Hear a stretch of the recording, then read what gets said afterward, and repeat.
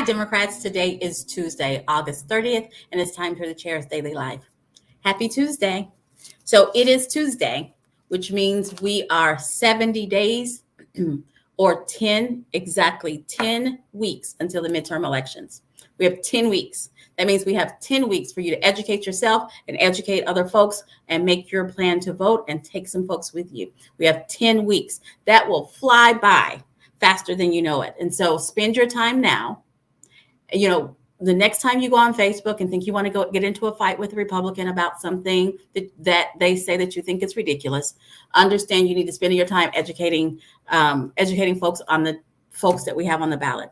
And don't try to educate folks who think that the election was stolen. Don't try to educate people who think that it was a raid instead of a peacefully executed warrant, a subpoena. Educate the folks that you know are reasonable and can be educated. That's where we need to focus, right? 10 weeks. It's coming. It will be here before you know it. So I want to talk a little bit about the governor of Oklahoma.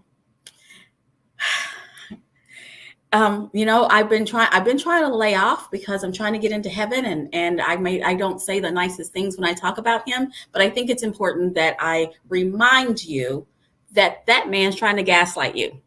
That's what's going on. He is trying to gaslight you. And for those of you who don't know what gaslighting means by manipulating folks either through information or actions to make them question reality.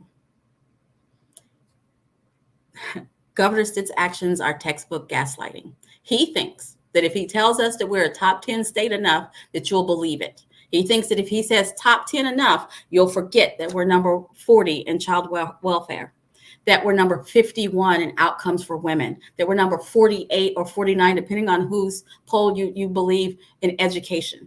Those are real numbers. And he thinks that if he says top 10 enough, if he talks about how he's fixed our state enough, that you'll believe him. I'm going to ask you to look at the facts.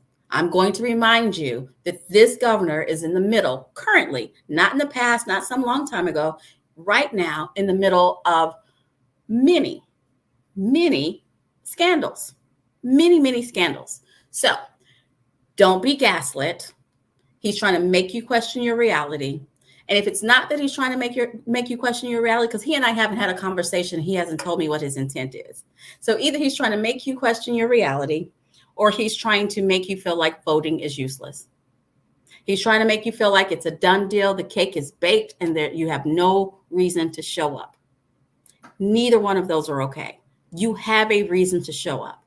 This is an election. This is an election where we have a Democratic candidate for governor who actually has a shot. She is in striking distance of this governor. But the only way that it can happen is if that we all show up and we take someone with us. We have to show up in bigger numbers than what we've been showing up in the last couple of years. We have to show up. And he's trying to make you think we're already a top 10 state, and so there's nothing to see here. Stay home. Don't do it. I am pleading with you. Educate yourself. Number 40 in child welfare, number 51 in outcomes for women, number 48 in education. Does not make us a top 10 state. And we do not need to re-elect someone who got us there, and while we're there, who's trying to convince us that that's good enough. It is not good enough. So I want to hone in and talk about education. A Republican legislator who is losing his seat. So maybe he's a little bit bitter, and I won't say his name, but a Republican legislator who was a classroom teacher has been all over Facebook spilling the tea about the things that we know, but showing us that as a Republican, he knows as well.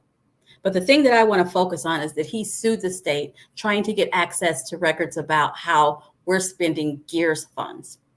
I don't expect you to know what GEARS is, so I'm going to tell you what GEARS is. GEARS is Governor Emergency Education Relief Funds. That's GEARS funds. That is the federal government gave us some money that only the governor is in control of to spend on emergency education relief. The State Department of Education doesn't have access to these funds. I think that's an important part because they're trying to pretend like Superintendent Hoffmeister didn't spend the money the way that it was supposed to be spent. Governor is in the title. The Governor Emergency Education Relief Funds. He is in control of how this money is spent. He is in control of how this money is spent. First of all, he's not spending it all.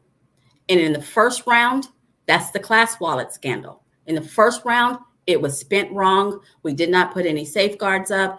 And the federal government said, y'all need to send us some money back. At least $650,000. We sent back 2.9 because we didn't know what to do with it. And then they're saying we also have to send back 650. This is the governor not trying to understand the process and not minding the process. Those are funds under his purview. Now, they also gave money to the Oklahoma State Department of Education. Those are the dollars that the current superintendent of public instruction, Joy Hoffmeister, is in charge of.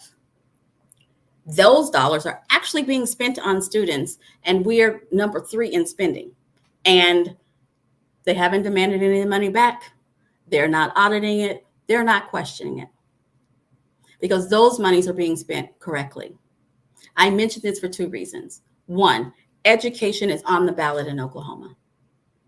2, when someone shows you who they are, you need to pay attention and you need to believe them. Our current governor has shown us his total disdain for public education, even when he's given someone else's money to spend on it. Our future governor, Joy Hoffmeister, has shown what she believes in education because she's spending the money that she was given to spend on education on education. So if you need a reason to vote for Joy Hoffmeister, there's your reason. If you need a reason why STID ain't it, there's your reason. It's important that we educate ourselves about what's on the ballot, and then we educate other people. And that's all I'm trying to do, is I'm trying to break it down piece by piece. There's all kinds of other scandals, and you guys know it, but this is a very specific one that I can break down with regards to education. And this covers two offices.